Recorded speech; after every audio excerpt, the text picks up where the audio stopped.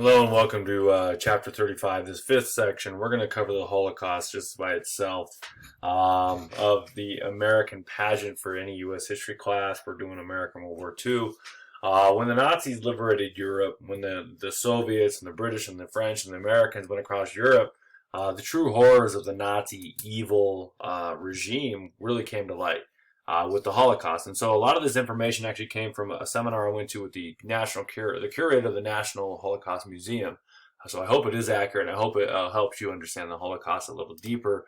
Holocaust, the term gets thrown around a lot, quite a bit, in terms of any genocide. Sometimes it's used incorrectly. It actually means in Greek a burnt offering or a sacrifice. In the Jewish community, they have a very specific name for this event called the Shoah. And so that's a very specific time and place for the Jewish people.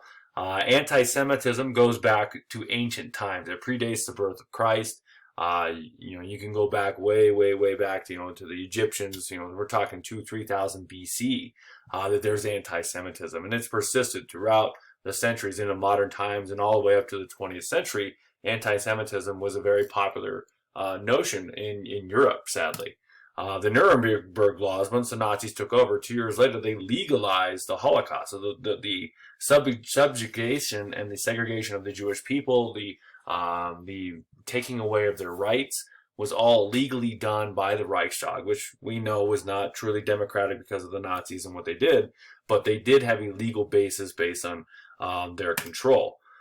At the Berlin Olympics in 1936, the Nazis actually hosted the Olympics. They were nice to the Jewish people. There was a lot of rumors that there was persecution going on and kind of intimidation and beating up Jewish people. And so during the Olympics, they showed the world, they're like, look, we're really friendly. We're really nice to everyone. And Hitler bragged about the superiority of the Aryan race, and the Germans were going to destroy everyone in the medals. And then the hero of the Olympics was actually an African-American from the United States named Jesse Owens, who won 4 gold medals. And famously, Hitler refused to shake his hand. Now, the treatment of the Jewish people that was going on, this is before the death camps, before the concentration camps, before the Nuremberg Laws. Let me go back. They didn't even separate who was Jewish and who was German. They were all German. But then the Nuremberg Laws made it legal, and if you had a certain percentage of Jewish ancestry, you were, quote, Jewish and subject to these laws. Pope Pius XI condemned these practices of the Nazis. And then when he passes away, Pope Pius XII doesn't really do anything. He turns a blind eye. In fact, the Jewish people appeal to him and the Catholic Church for help, and they don't do anything. And really kind of a dark chapter in the history of the Catholic Church. At the Evian conference, because of the persecutions that were going on, there was thousands of Jewish refugees streaming out of Europe. 32 nations meet to discuss what to do with these Jewish refugees. Who's going to take them? Who's going to house them and feed them and try to let them live in their countries?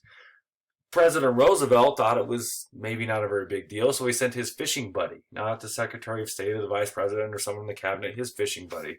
And at this conference, you have Britain, you have France, you have all these great nations. There's only one country that said, yes, we'll take the Jewish refugees, and you'll probably never guess it. It was the Dominican Republic. That's exactly what you were thinking, wasn't it? They're the only ones that accepted the Jewish refugees. And then finally at the Wannsee Conference, in a suburb of Berlin at a mansion with the highest ranking officials of the government, some of the most educated men in Germany, enjoying, probably listening to music, eating fine foods, having fine beverages, they decided to come up with the final solution to the Jewish question, which was, sadly, tragically, extermination. This was decided January 20th, 1942. This is propaganda from Germany, and it says in German, remember, children, every time you see a cross, it's a reminder that the Jewish people killed your Savior, Jesus Christ. Very offensive, but just kind of wanted you to see a piece of history here. This is Jesse Owens winning his gold medals here. The Nazi finished second. I can never remember his name. I'm sorry. They actually became very good friends. This picture was not published in Nazi Germany. And if you think about it, in 1936, this picture would probably not go over well in many regions of the United States as well. So the Allies, as they liberated Europe, they witnessed the true horrors of the Nazis performed. Hitler wanted genocide on the Jews and others. He targeted many other people that he believed that were racially inferior. At first, they moved Jews into ghettos. They identified them by wearing badges on their sleeves or on their coats.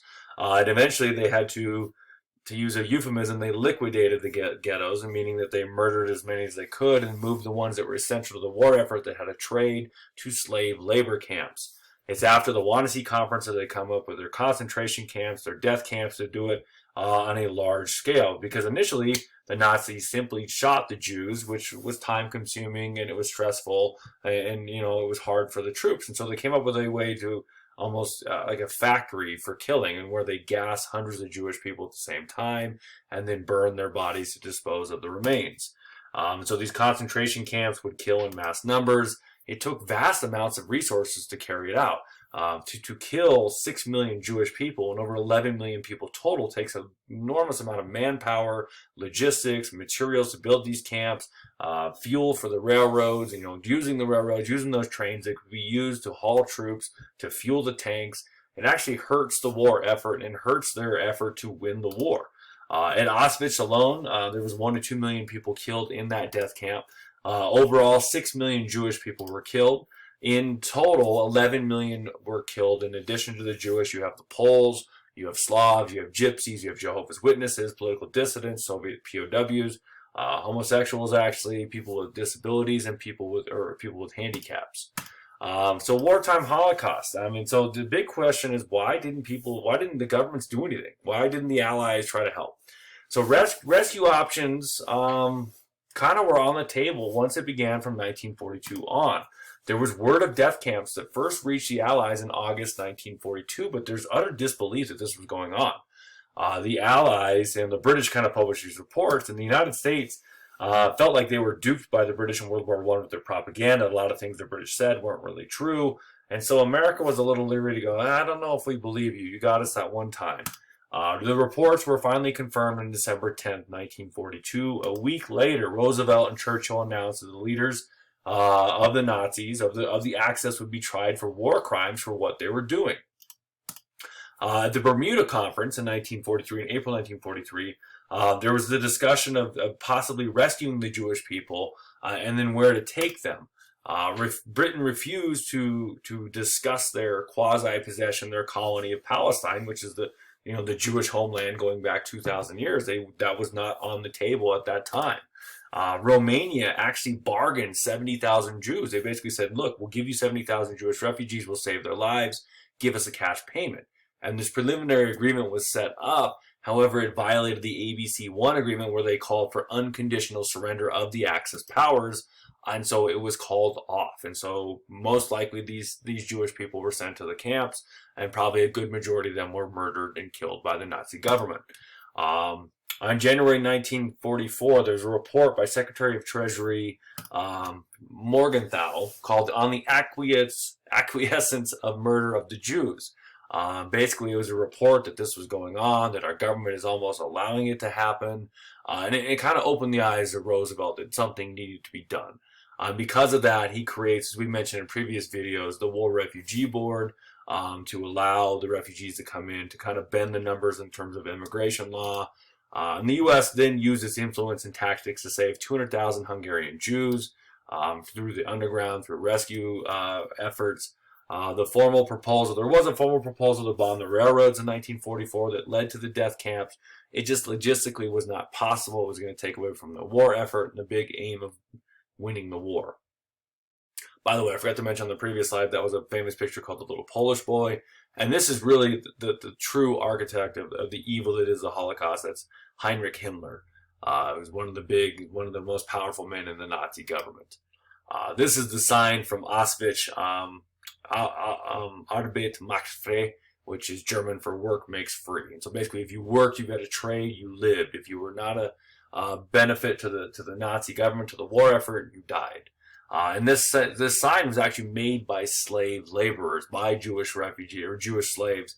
And it's kind of interesting. There's one piece of a little bit of resistance that showed that, yes, you can tell us what to do, but we still have freedom of choice. The B here is just subtly, it's upside down. And it's just kind of a nice little bit of resistance in the face of this incredible danger and horror that's going on. Somehow some crazy people stole this sign a couple years ago. I don't know why you would want that sign, but it was returned.